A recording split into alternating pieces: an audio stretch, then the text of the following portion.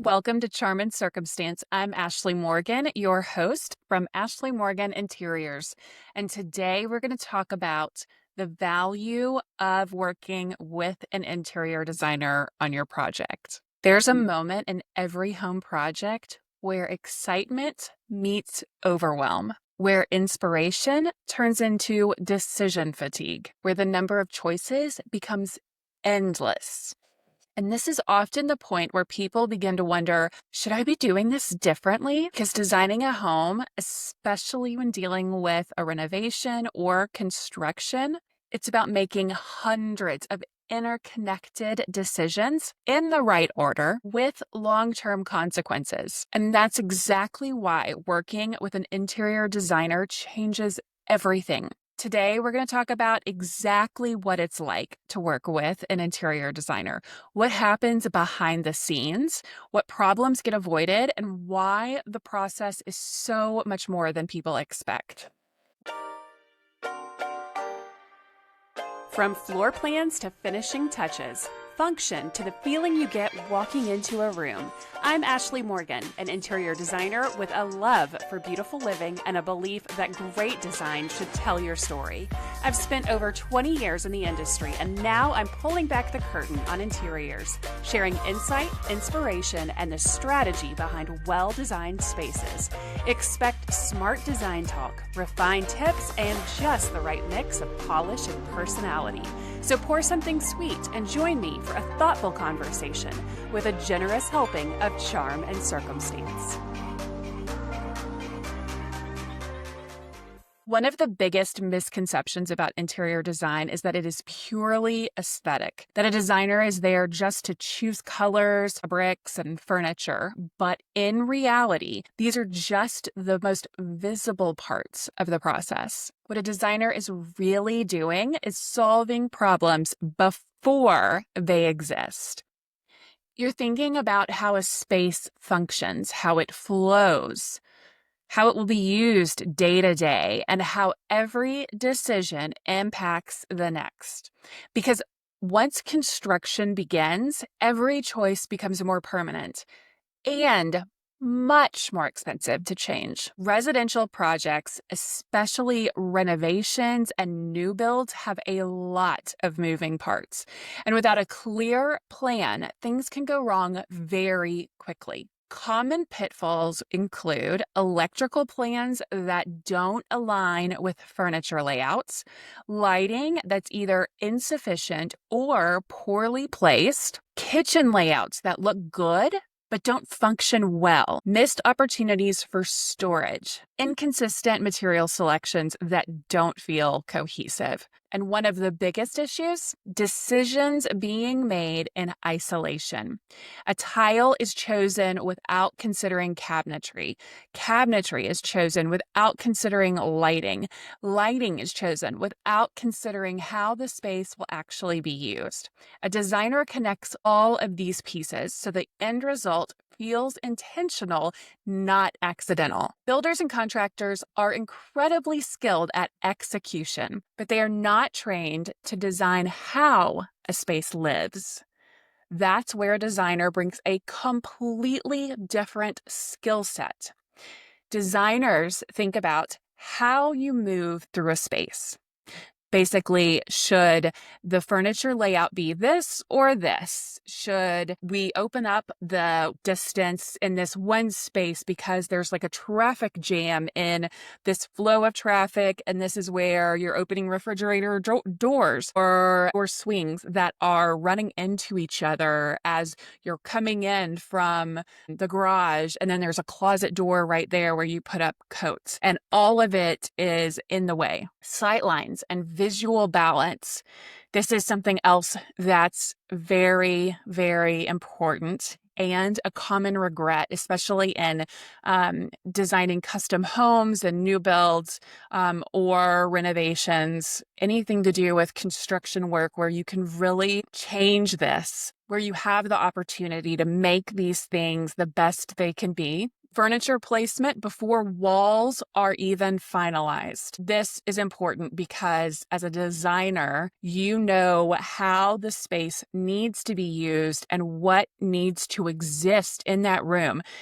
Seating for 8 people or a dining room table that seats 10 people, which requires a dining table that's going to be so big, which then requires enough space around that perimeter of the table, which means we're going to need either to not have a wall there or we're going to need to move it out more. All of those decisions. Builders, they are not thinking about how big the dining room table needs to be and how to accommodate that in their overall plans. That's just not how they operate or how they're trained or how they work. Scale and proportion. This is another great example of the difference between an interior designer and a builder or a contractor. I will say some subcontractors are very skilled in managing this, but overall, this is not the case.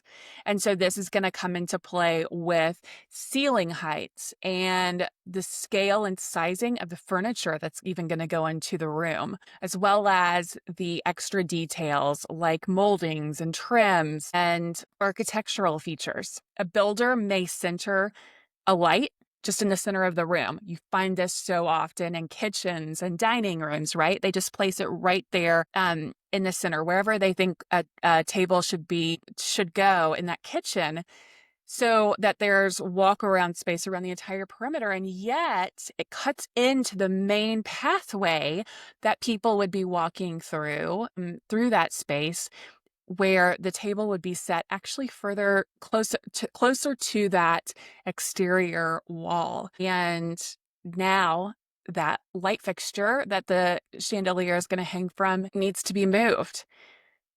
This is a common thing that you'll see in spec build homes. So the builder is going to center the light in the middle of the room, whereas the designer is going to ask, what is this light being centered over? Because it should relate to the table or the seating area or the way the space is actually used. It's subtle, but it changes everything. And to change those types of details after the fact just costs you much more money than it would have to get it right the first time. One of the biggest advantages of working with an interior designer is having a fully developed plan before execution begins. So this includes floor plans, furniture layouts, electrical and lighting plans, material selections, finish schedules, and this plan becomes the roadmap for the entire project. Instead of making decisions reactively, you're moving forward with clarity, which then reduces delays, costly mistakes, last-minute changes, and even more importantly, it reduces stress. Design does not happen in isolation. It involves coordination between all these different people included in the job. So the builders and the contractors and the trades and all the vendors. A designer often acts as the central point of communication. They ensure that the design is executed correctly. Answer the questions as they arise, clarify details before mistakes happen, because even the best plans need oversight. And without it, small miscommunications can turn into major issues. One of the lesser known aspects of working with a designer is access. Designers source from trade-only vendors, companies that do not sell directly to the public. So this opens up higher quality furnishings, unique materials, custom pieces, more refined options, and often pricing that isn't available at retail. Not just different, but better aligned with the level of design being created.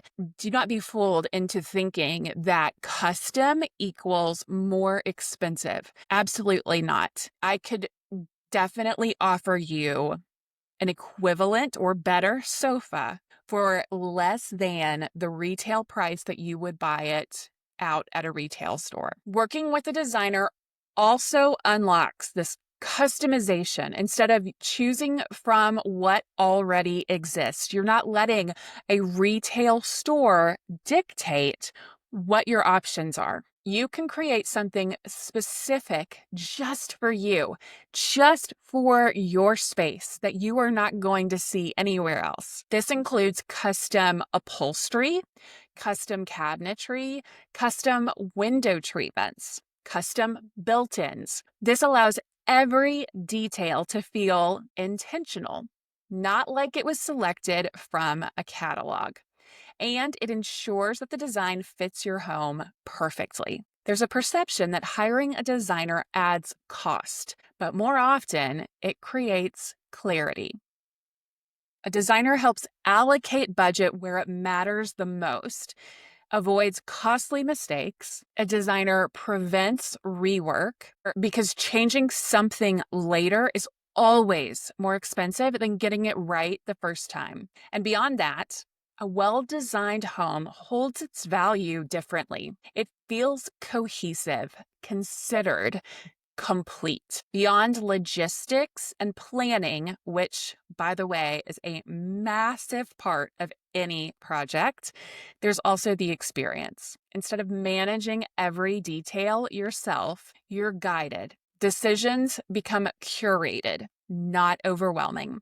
You're presented with options that make sense rather than sorting through endless possibilities. And the process becomes clearer, more enjoyable, more intentional.